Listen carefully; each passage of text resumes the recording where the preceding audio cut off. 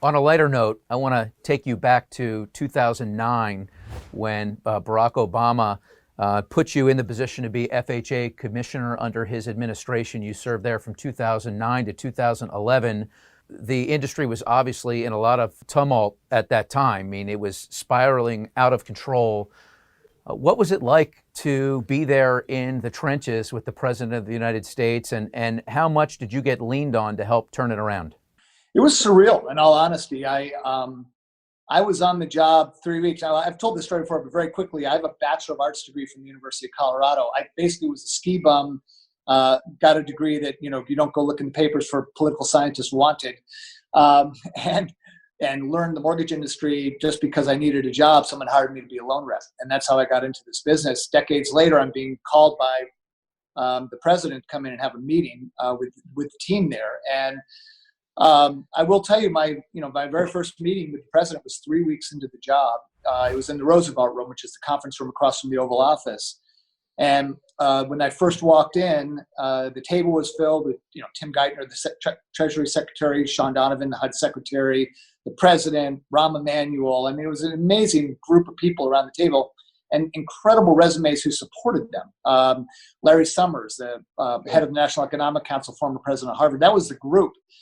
And I walked in and I immediately knew I shouldn't sit at the table. I was going to go sit at the back couch in the room. And Geithner looked at me, who I'd never met before. And he looks at me and goes, "You're Stevens, right?" I said, "Yeah." He goes, "I want you sitting at the table." And we're literally 10 minutes into the meeting. The president walks in. He's read all the information. And he goes, "Look, I just have one question. Can someone explain what a warehouse line is?" And the table goes silent. All these PhDs and leaders of the world, free world, are sort of stumbling on how to answer. Geithner looks down at me. He goes, "Stevens, answer the question." So I started explaining what a warehouse line is. I look up and I have the President of the United States staring at me as I explain what a warehouse line. Back then, if you recall, warehouse lines had dried up, and we were talking about potentially using TARP funds to create a warehouse lending vehicle for residential. We didn't need to. We did create one for multifamily that Freddie Mac provided, but that was the beginning. And then from that point on, I was put on what's called the housing team.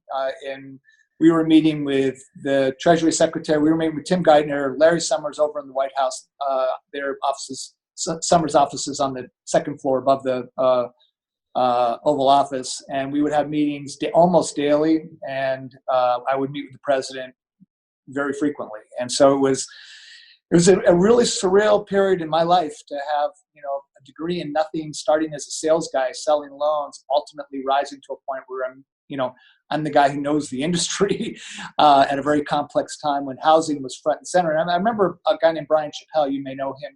He's with Potomac Partners. Brian called me and he goes, "No FHA commissioner has ever met with the president in this way." And I was like, "Well, that's right, because housing wasn't a crisis like it is today." So it was cool, and it was really interesting. We got a lot done. It wasn't perfect because we were inventing things out of thin air, but it was a hard-working group that never took time off. So it was an amazing time. Incredible stories you just shared. Thank you so much. Here we are sitting in mid-August 2019. You look back at 2009 to 2011. It's not that far removed from this moment.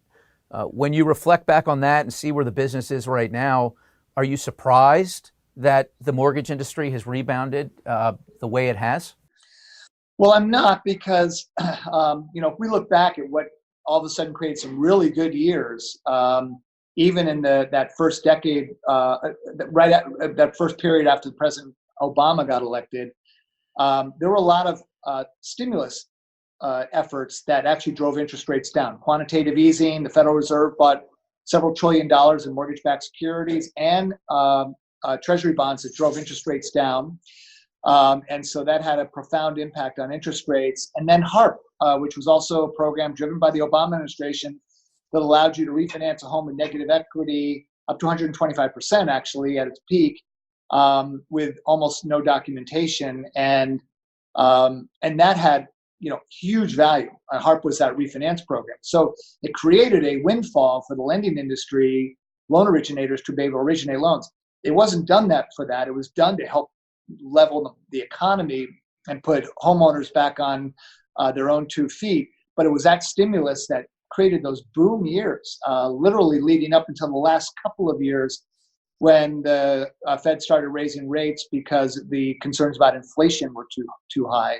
Well, here we are again. That period of concern ended quickly. I'm not going to go through a whole tirade about how I think the tax bill really was a short-term high based on borrowing that's ultimately going to cost us a lot more than it was worth. But there are a lot of concerns right now between the deficits and then global debt and consumer debt in the United States. And I would just emphasize that consumers are leveraged. I just posted a piece on it. Consumer leverage today is higher than it was just prior to the crash, or even in the peak of the crash. So I think we need to realize that this rally in the bond market is not atypical to what happens as you're heading into hard times for the economy. And so, mortgage industry does well when rates are low. Rates are low because, as I said earlier, flight to quality and stimulus.